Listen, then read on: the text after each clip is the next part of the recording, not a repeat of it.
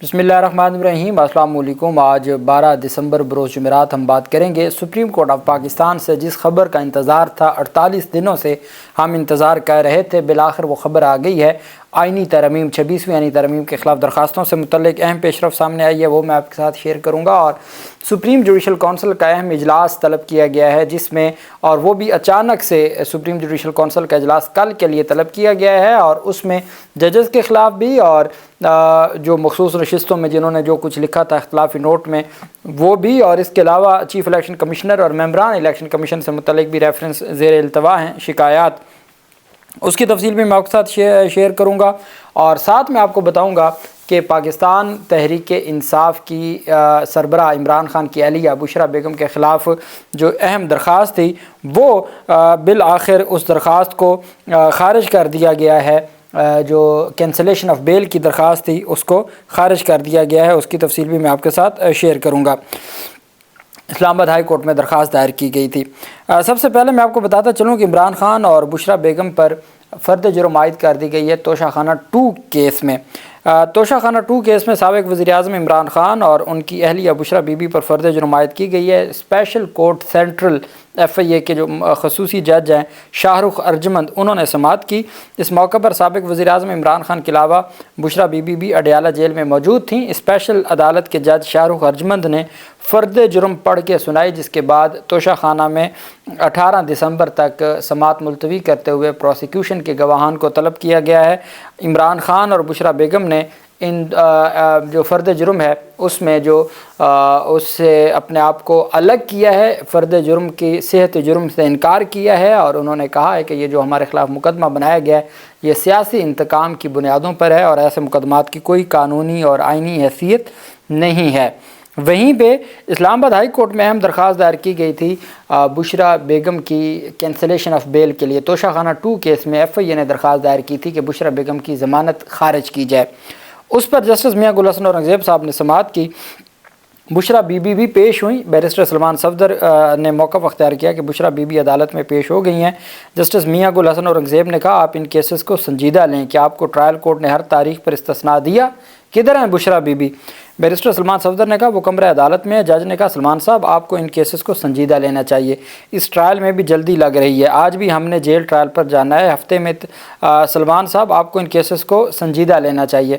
سلمان صفدر نے کہا اس ٹرائل میں بھی جلدی لگ رہی ہے، آج بھی ہم نے جیل ٹرائل پر جانا ہے، ہفتے میں 3 سماعتوں کا ٹرینڈ چل رہا ہے۔ عدالت نے استفسار کیا کہ کب بشریٰ بی بی کو ٹرائل میں حاضری سے استثناء ملا؟ بیرسٹر سلمان صفدر نے کہا کہ 23 اکتوبر سے اب تک 15 تاریخیں ہو چکی ہیں، اس روز سیکیورٹی خطرات کی وجہ سے سماعت ہی نہیں کی گئی۔ انہوں نے کہا کہ 26 تاریخ کو جج صاحب چھٹی پر تھے اس لیے سماعت نہ ہوئی۔ اس کے بعد اگلی سماعت 29 اکتوبر کو ہوئی جس میں بشریٰ بی بی پیش نہ ہوئی۔ 29 اکتوبر کو بشریٰ بی بی کی حاضری سے استثناء کی درخواست دائر کی گئی۔ بیرسٹر سلمان صفدر نے کہا کہ 5 نومبر بشریٰ بی بی پیش نہ ہوئیں، استثناء کی درخواست دائر ہوئی۔ 8 نومبر کو بشریٰ بی بی عدالت کے سامنے پیش ہوئیں۔ 12 نومبر کو سماعت نہیں ہوئی اور 14 نومبر کو انہیں استثناء ملا۔ عدالت نے استفسار کیا کہ 3 دسمبر کو کیا ہوا وہ بتائیں۔ سلمان صفدر نے کہا 25 کیسز بشریٰ بی بی کے خلاف درج ہیں، اس میں حفاظتی ضمانت کے لیے پشاور ہائی کورٹ پیشی تھی، جبکہ 5 دسمبر کو پہلی بار وارنٹ گرفتاری کا حکم منسوخ کر دیا گیا۔ 9 دسمبر کو پھر عدالت پیش ہوئے اور ان کو روزانہ عدالت میں پیشی کا حکم دیا گیا۔ انہوں نے کہا کہ 23 گواہان کے 161 کے بیانات کی کاپیاں پہلی بار ہمیں فراہم کی گئیں، ہم نے ہی عدالت سے 12 دسمبر کی تاریخ رکھنے کی استدعا کی۔ عدالت نے کہا اگر ہائی کورٹ سے ضمانت مل جائے تو اس بیل کو ٹرائل کورٹ دیکھ سکتی ہے، جج کو اپنے اختیارات کا پتہ ہوتا ہے، ٹرائل کورٹ نے استثناء بھی دی ہوئی ہے۔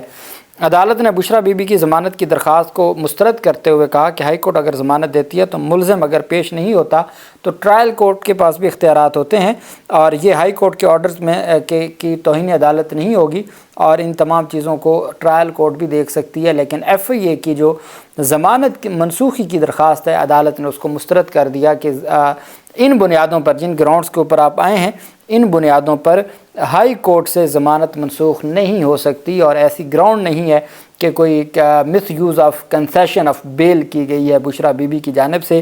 اس وجہ سے کہا گیا جی کہ ایسی صورت میں آپ مزید جو ہے وہ چونکہ وہ پیش ہو چکی ہیں، ٹرائل آگے بڑھا رہے ہیں۔ بار بار سلمان صفدر صاحب ایک بات جسٹس میاں گل حسن اورنگزیب صاحب سے کرتے رہے کہ جناب والا مہربانی کر کے آپ اس کیس کو یہ جو ایک ہفتے میں 3 سماعتیں ہو رہی ہیں، اتنی تیزی کیا ہے، اتنی جلدی کیا ہے، اور ہر دوسرے دن پیشی ہوتی ہے، لیکن جسٹس میاں گل حسن اورنگزیب صاحب نے ان معاملات کی طرف توجہ نہ دی اور انہوں نے درخواست کو مسترد کر دیا، اور بشرا بی بی کے خلاف جو کینسلیشن آف بیل کی درخواست تھی وہ بالآخر مسترد ہوگی۔ ایف آئی اے ناکام ہوئی، ایف آئی اے کامیاب نہ ہو سکی بشرا بی بی کی ضمانت مسترد کروانے میں۔ ساتھ ہی سلمان اکرم راجہ نے گفتگو کرتے ہوئے کہا کہ ریاست کی جانب سے ہم پر گولیاں چلائی گئیں، چند روز میں گواہ سامنے لائیں گے، بشرا بی بی سے میری کوئی تلخی نہیں ہوئی، تمام غلط خبریں ہیں۔ انہوں نے کہا کہ جمہوریت میں سیاسی سرگرمیوں کا مقصد ہی بات چیت کرنا ہوتا ہے، کوئی بھی حکومت نہتے مظاہرین پر شیلنگ نہیں کرتی، ہم پر شیلنگ کی گئی اور گولی بھی چلائی گئی، ہمارے 12 افراد کی ڈیتھ ہو چکی ہے، ایک ہمارا زخمی بھی ڈیتھ ہو چکی ہے، ٹوٹل 13 ہو چکے ہیں۔ انہوں نے کہا ہم نے کارکنان کی شہادت کے لیے شواہد ہم جمع کر رہے ہیں، اس کے بعد آگے بڑھیں گے، تمام ثبوتوں کے ساتھ ایف آئی آر کا اندراج کروایا جائے گا۔ ان کا کہنا تھا ہمارے لاپتہ کارکنان کی تعداد 150 سے 200 تک ہے، کارکنان کو 9 مئی کے مقدمات میں پھنسایا جا رہا ہے، ہمارے لوگوں کو ناحق گرفتار کیا گیا، ہم ان کے لیے انصاف چاہتے ہیں۔ سلمان اکرم راجہ صاحب کا کہنا تھا ہمارے کارکنان بالکل بھی مسلح نہیں تھے، کارکنان کے پاس غلیل سے زیادہ کچھ نہیں تھا، کارکنان نے پتھر اور شیل واپس پھینکے ہوں گے۔ انہوں نے مزید کہا کہ چیئرمین پی ٹی آئی نے بتایا کہ بانی عمران خان، سربراہ پاکستان تحریک انصاف عمران خان سنگجانی کے لیے مان گئے تھے، لیکن مذاکرات آگے نہیں بڑھ پا رہے تھے۔ عمران خان کا بیرونی دنیا سے رابطہ منقطع ہے، عمران خان کی بات باہر آنا چاہیے تھی، لیکن چونکہ رابطہ ہی نہیں ہونے دیا جا رہا تھا، جس کی وجہ سے معلوم ہی نہ ہو سکا کہ کیا معاملات چل رہے ہیں اور کس طریقے سے چیزوں کو آگے بڑھایا جانا ہے۔ وہیں پہ شبلی فراز کی جانب سے جو آج گفتگو کی گئی ہے، انہوں نے کہا ہے کہ معاشرہ سیاسی طور پر باشعور ہے اور ہمارا مینڈیٹ چرا کر ہم سے احتجاج کا حق بھی چھینا جا رہا ہے۔ سینٹ میں گفتگو کرتے ہوئے سابق وفاقی وزیر اور سینٹ میں P T I opposition leader Shibli Faraz نے کہا کہ ہم سے انتخابی نشان چھین لیا گیا، ہماری قیادت کو گرفتار یا مجبور کیا گیا کہ منظر عام پر نہ آئے۔ بہت پہلے سے آثار نمایاں تھے کہ عام انتخابات شفاف نہیں ہوں گے، ہم سے ہمارا مینڈیٹ چرایا گیا، پی ٹی آئی پر غیر معمولی مظالم ڈھائے گئے۔ سینٹ کے اجلاس میں اظہار خیال کرتے ہوئے شبلی فراز نے کہا کہ ہم نے جمہوری و آئینی حق استعمال کرتے ہوئے سیاسی سرگرمیاں جاری رکھیں، احتجاج نہ کرنا زیادہ شرمناک ہوتا ہے۔ سینٹ کے اپوزیشن لیڈر نے کہا کہ احتجاج میں جلسے بھی ہوتے ہیں اور ریلیاں بھی نکالی جاتی ہیں، ہم نے پرامن احتجاج کی کال دی اور لاکھوں لوگ آئے۔ شبلی فراز کا کہنا تھا معاشرہ سیاسی طور پر باشعور ہو چکا ہے، ہمارے دور میں بھی احتجاج کیا گیا مگر ہم نے کبھی رکاوٹ کھڑی نہ کی، کسی کو نہیں روکا، ہم سے ہمارا احتجاج کا جمہوری حق چھینا جا رہا ہے۔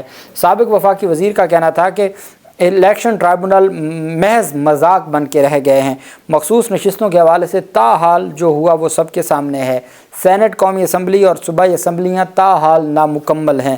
شبلی فراز کا کہنا تھا جب یہ سب کچھ جاری رہا تو ہم نے پرامن احتجاج کی کال دی، ہمیں بحث بھی کرنی ہے اور حقائق بھی آپ کے سامنے رکھنے ہیں۔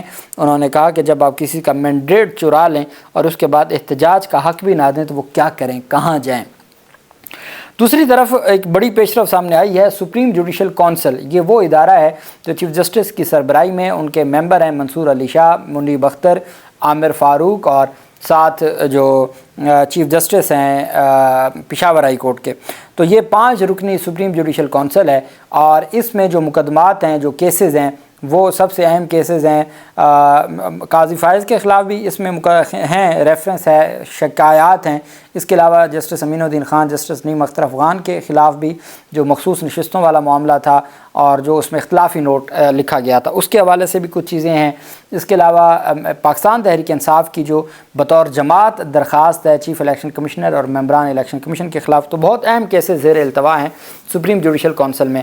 Supreme judicial council chief justice Yahya Afridi کی سربراہی میں کل 2 بجے اجلاس بلا لیا گیا ہے سپریم کورٹ آف پاکستان میں، اور الیکشن کمیشن کے خلاف جو ریفرنس ہے اور باقی جو شکایات ہیں ان کا جائزہ لیا جائے گا اور کارروائی آگے بڑھائی جائے گی، اور مجھے امید ہے کہ کل پاکستان تحریک انصاف کی شکایات پر نوٹس جاری ہو سکتا ہے۔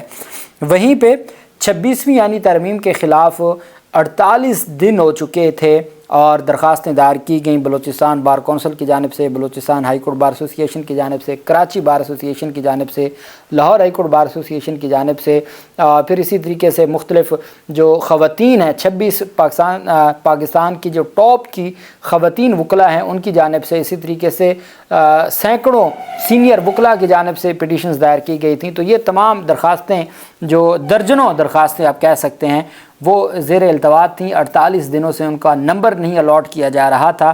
بالآخر آج کوئی اعتراض لگائے بغیر، یعنی کہ وہ قابل سماعت ہیں، قابل سماعت قرار دیتے ہوئے رجسٹرار آفس نے تمام کی تمام درخواستوں کے اوپر نمبر الاٹ کر دیے ہیں، اور جو بلوچستان ہائی کورٹ بار ایسوسی ایشن کی جو درخواست ہے اس پر سی پی نمبر 51/2024 لگا ہے، اور اسی طریقے سے جو آگے باقی درخواستیں ہیں ان پر نمبر لگائے گئے ہیں۔ سب سے اہم بات یہ ہے کہ 31 اکتوبر کا جسٹس منصور علی شاہ اور جسٹس منیب اختر کا supreme court practice and procedure committee کا فیصلہ موجود ہے، جس میں کہا گیا تھا کہ یہ فل بینچ میں لگائی جائیں۔